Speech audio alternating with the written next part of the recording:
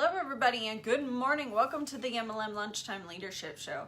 So we're going over the book by John Maxwell, Talent is Never Enough, and we are on chapter 5 today. But before we jump into that, we are going to go ahead and invite some people onto here.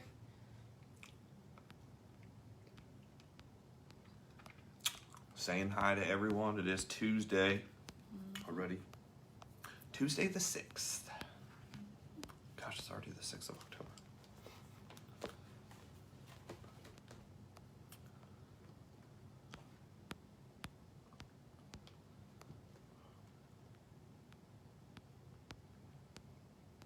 The holiday countdown is coming. Scary.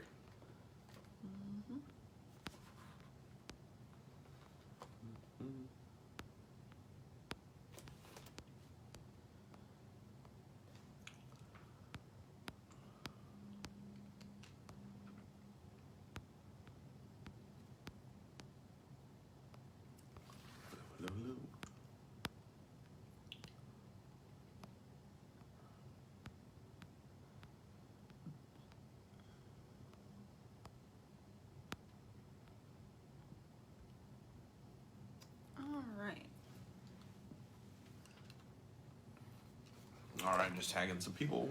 So today, preparation positions your talents.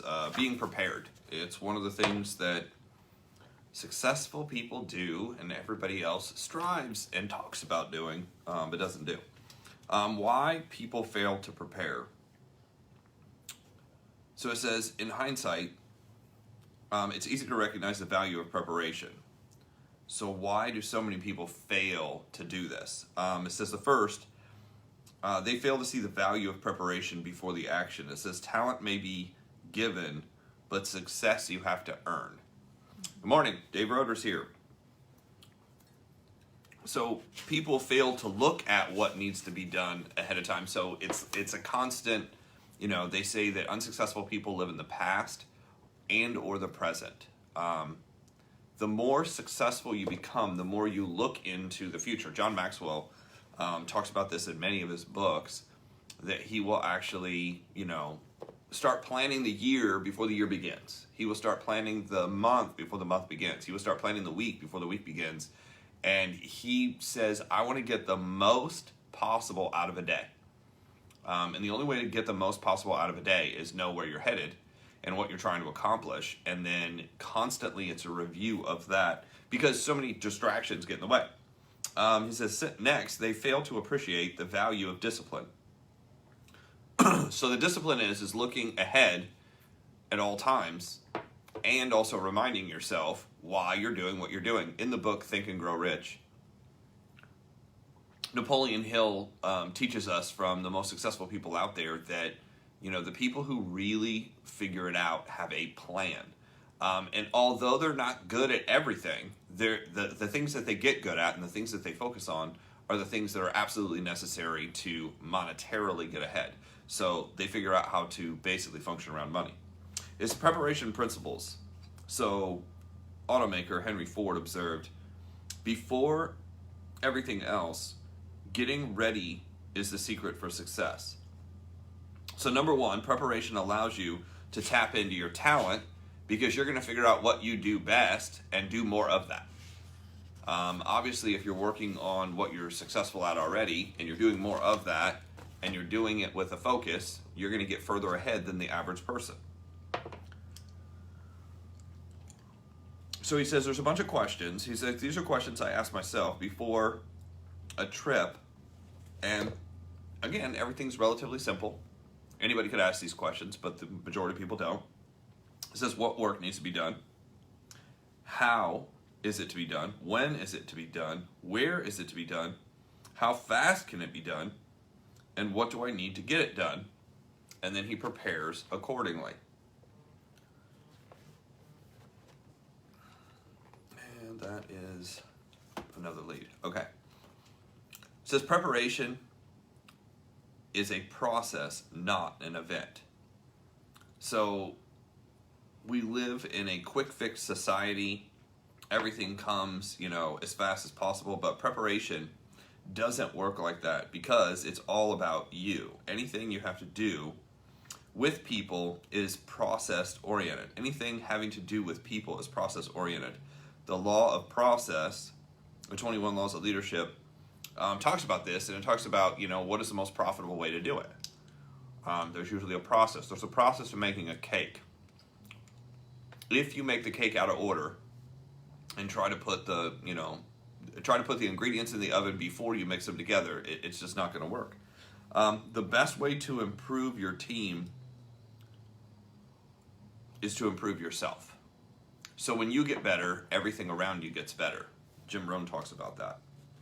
3, preparation precedes opportunity. So it's funny that the more you prepare, the more opportunities come at you to, shine and do the right thing. And the more opportunities that are going to get presented, and people see you as a person who can get stuff done, so therefore more stuff's going to come at you. You claim to be surprised once. After that, you're basically unprepared. Oh, I didn't know this was going to happen. Yeah, but if it happens the next time like that, you knew it was going to happen. 4, preparation for tomorrow begins with the right use of today. So again, plan your day before the day begins. Do you know that you're going to have to get up, brush your teeth, and do these things? Yes. We actually went to a really, really good regional, and the gentleman, Nick, basically went over, he goes, we all have 168 hours in a week. In 7 days, there's 168 hours. He goes, now there's certain things you have to do. You have to get up, you have to go to the restroom, you have to brush your teeth, you have to eat. He goes, and then most of us work, doing something, whether it's a job or, business before we hit network marketing.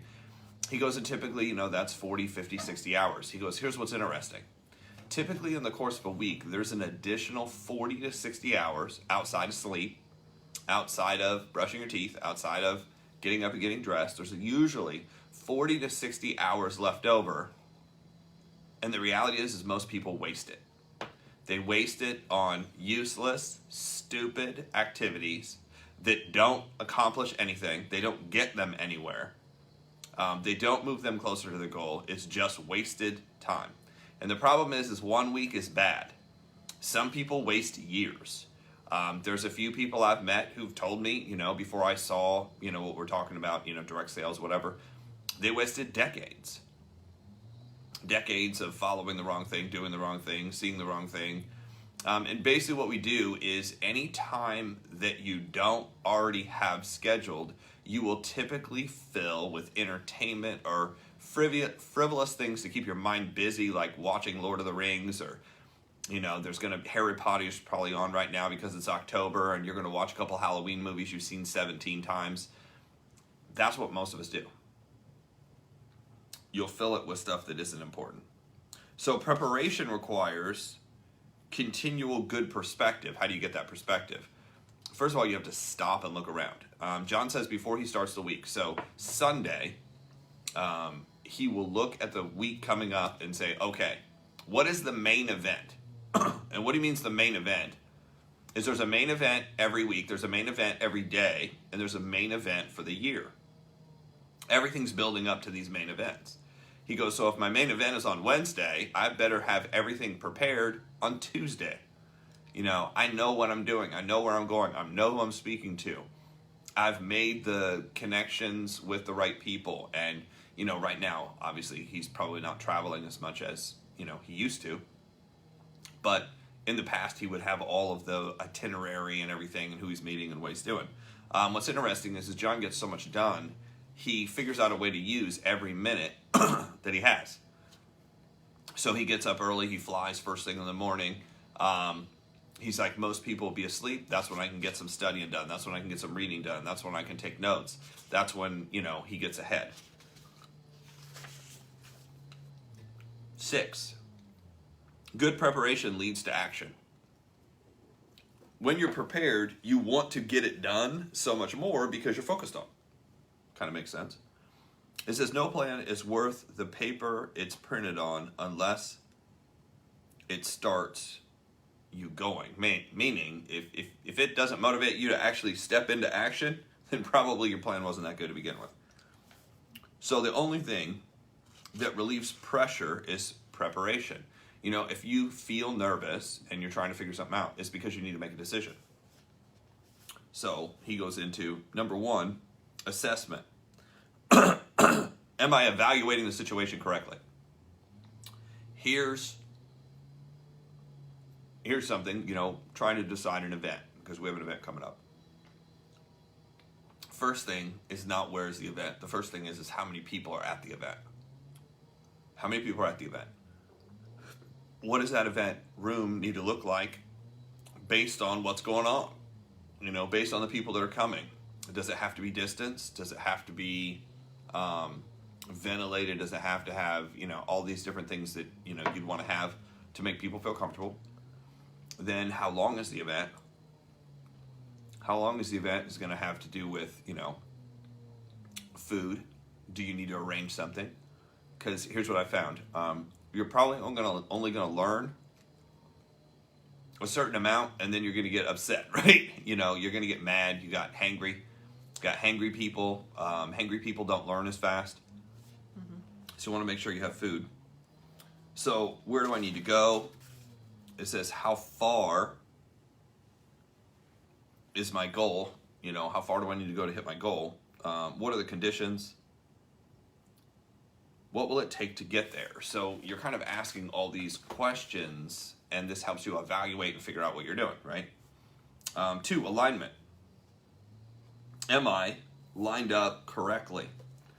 Are you in alignment with your goal? Meaning, are you doing an activity that's taking you off course? And most of the time, people do activities that take them off course. Why? Because they're doing stuff that they're not seeing immediate results, and if you don't see immediate result, you think it's not working, and you go try something else. I spent years doing this in marketing. 3, attitude. Am I visualizing correctly? Am I visualizing correctly? Meaning, do you have false expectations? Sometimes people exaggerate things out of proportion. They're like, oh my gosh, I talked to 2 people. 10 people are going to show up. No, they're not. You know, that doesn't make any sense. You know, you're like, oh, I have a team of 200. So that means I need a room that seats 300. Well, you have to figure out who's in your area, who's coming first. Mm-hmm. So just kind of a recap. It says, you know, talent plus preparation accelerates everything. It says, what are you currently using to access where you should be and where you're going? How's that working? So what are you using to kind of figure out what you need to work on? Are you doing it off of dreams and goals? Are you doing it off of circumstances and just being involved? Most people operate off of circumstances. They're not going after a very specific goal. Here's a very specific goal. What is the next? No immediate results, yeah. What is the next goal you have in your business? What is the next level you need to hit? How much do you need to do to get to that level? How many people do you need? And what is your plan to get there? What is your time frame? And what is your plan to get there? These are the things like you can start just gauging what needs to happen in the team.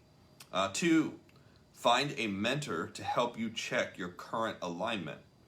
Here are the questions you can ask them. Am I looking at the right target? Am I seeing the potential problems? Is where I'm headed going to put me in the best place with the next step? What strengths do you see I have? What is the potential downside of where I'm headed, and what potential upside? And what are the most urgent needed? You know, what's the most urgent needed? Like, what do I need to do first? And that's where I think a lot of people get confused. They're like, what do I need to do first? Then I try something new. Yep. So, trainer and consultant, and he goes into that. That's okay. Where and when can you grab 15 minutes a day, identify the goal, lay out a plan, and achieve it? It really is going to take about 15 minutes. So 15 minutes, here's what I was taught. You need to take 15 minutes at the end of the day to assess where you've been, what you accomplished, to say, is this a day? And I heard this yesterday from, again, Eric Worre. He said, you know, there's 3 things. You're going to evaluate Was today productive? Was today productive? Did you do something to advance your business forward? Meaning, did you present to somebody? Did you present to somebody on the team? Did you present to somebody personally? Because really it's the presentation, the contacting and the presentation that really are making you productive. Everything else is busy work. He goes, second, were you supportive that day? You know, sometimes you're promoting an event and you're supporting your team, but you're not necessarily growing your team. And third, there are wasted days. He goes, the problem is there's way too many wasted days compared to supporting days, compared to building constructive days. You want to have the most building constructive days you possibly can. So, with that, that was today's chapter. Tomorrow we're going over chapter 6, practice sharpens your talent. What else, Brandy? And that chapter will be on Bess's page, so Bess will be handling that chapter. So if you guys are looking for it and we're not here, it's because it's on Bess McCarty's page. So she'll be doing that. And if you guys haven't yet, go to our Facebook page and follow us at the MLM Lunchtime Leadership Show Facebook group. And that way, if you're ever missing us, all of these videos are going to be there, and they're also going to be on YouTube. So with that, I think that's it for today, and we will see you guys tomorrow.